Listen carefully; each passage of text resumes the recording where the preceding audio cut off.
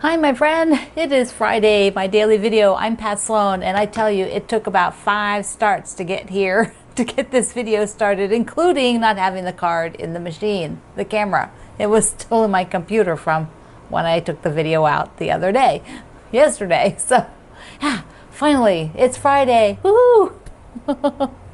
So I love Fridays. Our topic of the day is make your own. And this is a follow-up. Today I'm doing a follow-up to something I've assigned a couple of times during these months, which is to take a book, a pattern, and create your own kit. You know, find a quilt or a pattern that you want to do, go to your fabric that you own, or go buy some fabric that will make that quilt, and make yourself a little kit. So I know that many of you want to have done this, and a lot of you have loved the idea of doing this, but you haven't done it yet.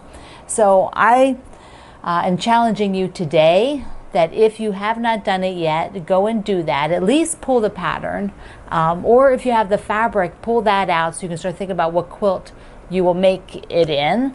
And if you have done it already, if you have this kit, then show it. You know, show like this, and put it on your rotation. It's like a job. Put it on your rotation. You know, will you start it in the near future? Is there something you want to do in the near future? Is there something, no, you're not going to do it till next year? Take a look at it. Make some decisions on that. So also we had very much trauma the other day. My coffee pot was dead in the morning. No coffee when I came down to pick it up and pour it, and it was like no coffee. Then I had to check to be sure I'd actually put water in, and yes, I did put water in, and there was coffee in there, so it died. And actually I knew it was dying. I was pretty sure it was having a problem. I didn't think it was me, but the coffee just did not seem hot. You know, I was constantly like, I would go like, this isn't really that hot. It should be hotter. So yeah, it was dying. So we ordered one, but the place we ordered it from was a few day delivery. You know how we are just so impatient anymore. We expect everything to come like in 2 days. And this is like, you know, it's gonna be here like it'll be here Sunday, I think. So it's like a 5-day delivery. It's like, oh, what is that? Luckily, I have a little backup. We like with the K-cups that we take on travel. We have a small, you know, K-cup machine that is very tiny, very compact, and we take that when we travel. So I've been making 1 cup at a time, but that means I also couldn't do my iced coffee. So right now I've got an iced coffee in the fridge, or in the freezer actually, because I'm trying to get it iced down so that it's colder so that I can have it, because we've got a beautiful day here in Virginia, and I want to go sit outside in the sun and feel the warm.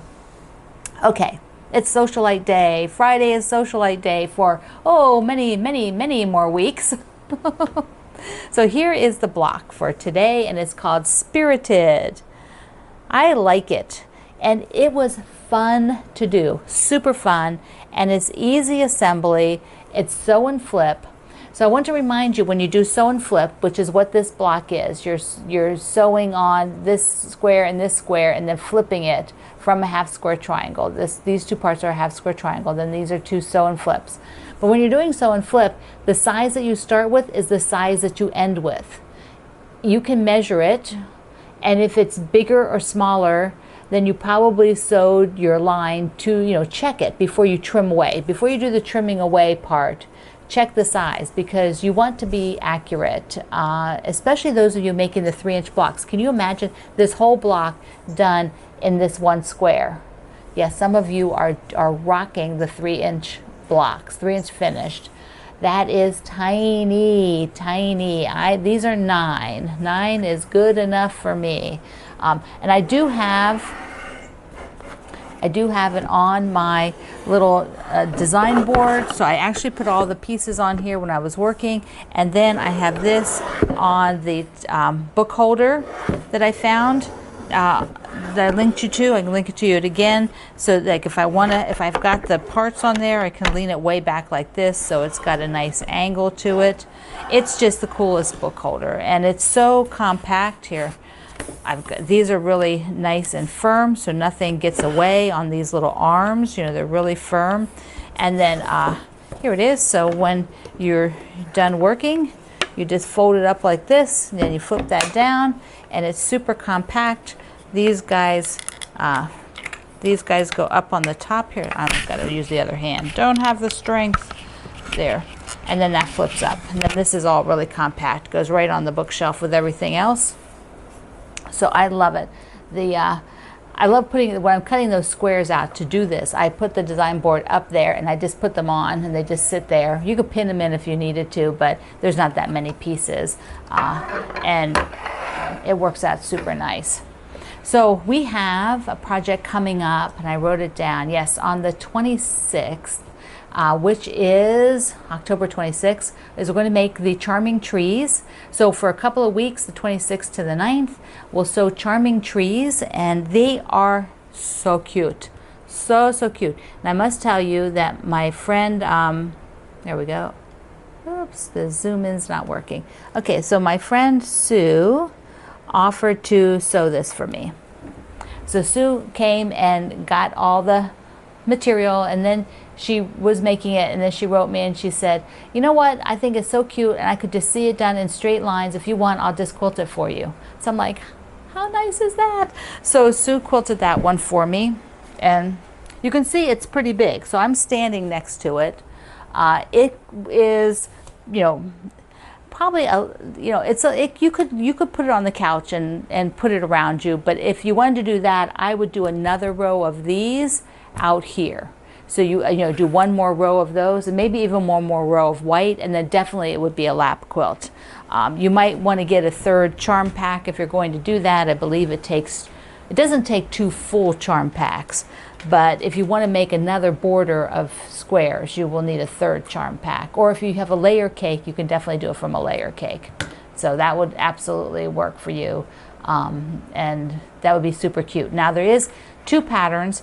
The second one, I'll link you to the project page. The second one uses the little mini square, so it's much smaller. And this mini is called Country Christmas. And I have 2 of these, and I think I'm going to try sewing a small one up with these while we're going along.